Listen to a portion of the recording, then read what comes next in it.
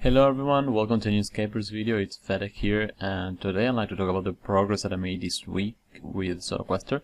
As you can see, I finished Dwarf Cannon Quest.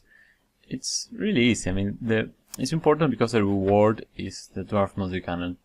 But in my case, I don't know when I will use it, because I don't see any way where it can be profitable or it can be useful in any way. And the multi-cannon is not the same as it used to be, and I don't have the cash to buy the cannon itself, so no, I cannot do that in the near future. But anyways, I did Between a Rock, which is an interesting quest. It has an interesting storyline, but especially because it gives you a rune pickaxe at the end. And this tip was said by Dragon QCIM, who is a watcher of the videos, and I completely forgot about this quest and that reward, so he saved me 30k, so thank you very much. Yeah, it was really useful. Well, after that I decided to continue with the Slug storyline, and I did Kenneth's Concerns. This quest is kind of interesting. It has, some strange puzzles. I don't know if there's any quest like that. It's like trying to hide from NPCs and stuff, and I mean, I think that's this. I don't know if it's the best of the storyline. I think the Slug Myth is a little bit better, but this one is still pretty cool. Then, well, we have the last quest of the series, which I haven't done yet because I need some stats and some quests, but I'm looking forward to that. After that, I decided to do Making History. And Making History is, I think, one of the most boring quests. It just tells you to walk around and talk to people. That's it. And it's not even interesting because the lore is just so boring that with all the good lore stuff that we have to deal with this. Meeting History, on the other hand, is something different, but I haven't done that yet because I was sick of that place and I had to leave. So I went to do One Piercing Note. One Piercing Note is it's kind of cool. It was the first quest to have voice, and it's noticeable because voice and sound and music is a big part of it, and all the ambientation is pretty cool. And although I knew what was happening, I knew who the murderer was, I was still intrigued by the story, and I was happy to do it again. I had no problem with that. But anyways, after that I did Ghost Ahoy, and it was a little bit shorter than what I remember. I remember having to do a lot of stuff for it. I think that the main thing that changed was that now I didn't have to pay with Ecto tokens to enter the city, because I could use the charters that you can find in Port Sarim to go there. I don't know if I didn't know about that before or what, but I just, I just used the charters and then that's it. And I didn't have to pay Ecto tokens, which I think is one of the most boring parts to get Ecto tokens. But anyways, I did my part of Recipe for Disaster for this week, which was the dwarf part. Really easy. I mean, you just have to get some ingredients and that's it. Next up, I will try to do the ogre part, just because I have the quests complete for that, and I have all the requirements, so I thought it would be interesting. But yes, as I promised, I'm doing one part of Recipe for Disaster per week. I don't know if I will be able to stick with that, but I'll try to do it. Next up, I finished with the Witch's House. This is a quest I recommend that you do earlier than what I did, because it gives a nice bunch of Constitution XP.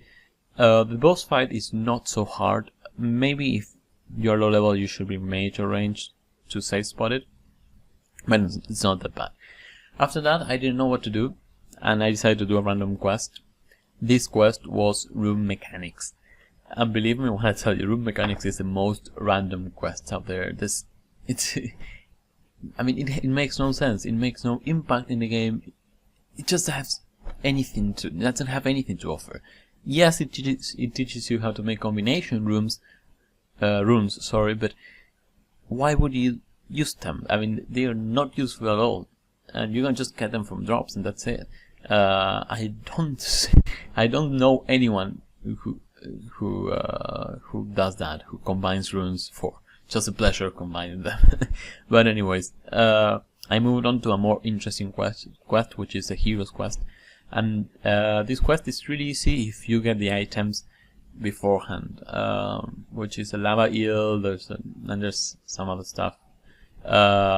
the ice gloves and all that kind of stuff. It's really not so big. I remember that it used to be bigger, but it's very important. It's a very important quest, and it unlocks a lot of quests. Like, yeah, it's like a pivotal quest when you're trying to go for quest games. So yeah, it's really cool, and it gives a lot of XP in very different skills. And it also allows you to buy the dragon battle axe and dragon mace, and the off-farm versions, of course, which are really cool. I really enjoy that. This quest, you know that you need to have a partner to do it, and these, together with Shield of Arab, are the only two exceptions where I need player interaction to actually, you know, be able to complete them. I know that some of you guys don't appreciate that, but you know, it's less than 1% of the quests. So yeah, I think that it's good to make an exception there. But anyways, I started with the Balthazar's thing. As you can see on Ervit's video, there was an update, and he explained it well.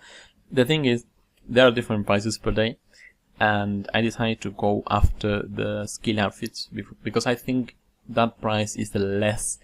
It will affect my account in the smallest amount of proportion. I don't know how to say it well, but you know, it's just 1 or 2% of bonus XP. It's not that huge of a deal compared with something like Silverhook boots or like 100 million coins.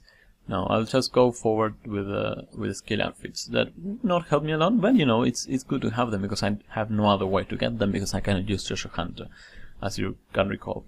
But anyways, here I'm showing you the Corino Monsters chest, where you can buy metal gloves that have quite good stats in melee, range, and mage, and also you can buy a lot of food items, which are very good for quests and tasks, because you usually require a lot of food for those kind of things. And well, for us, for disaster also you need food, so you have no problem with that. I also wanted to talk about drops. For Hero's Quest, I needed to get a black plate body, and I had to kill black knights, and it was a rare drop, and I got it in the 5th guild, which I was very lucky to get that.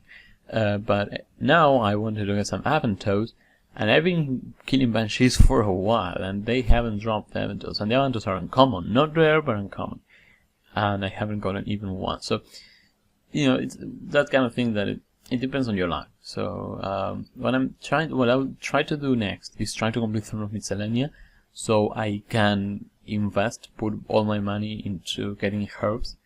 I think it's worth it, really, because you know, there are very few ways of getting herbs without buying them, and one of them is killing monsters, but the other is doing Throne of Miscellanea, and I think that it's gonna be worth it. I think that in the long term it's gonna be worth it. So I will go for that next episode, and I will also try to train my Slayer because, as I said, Aberrant Spectres. There's a couple of monsters out there that drop nice amount of herbs, and also you have the dragons that drop dragon bones for prayer, and you have the charms for summoning.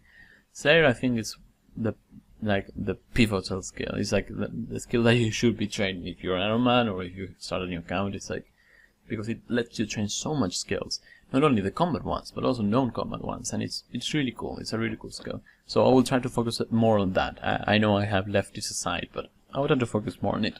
But anyways, this was all for this week. If you have any suggestions, please tell in the comments. My question of the week is ways of making money.